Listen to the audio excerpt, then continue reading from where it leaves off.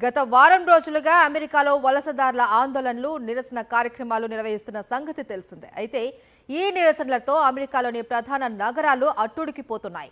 మరోవైపు federal immigration and customs enforcement ఆధ్వర్యంలో అక్రమ వలసదారుల అరెస్టులు, గెంటివేతలు కొనసాగుతూనే ఉన్నాయి.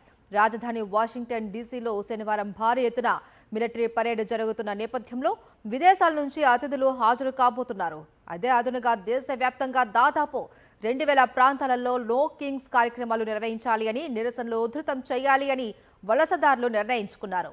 ఒత్తిళ్లకు లొంగిపోయే ప్రసక్తే లేదు అని, ఇమిగ్రేషన్ రైట్స్ డిపోర్టేషన్లు యథాతథంగా కొనసాగుతాయని డొనాల్డ్ ట్రంప్ ప్రభుత్వం తేల్చి చెప్పింది.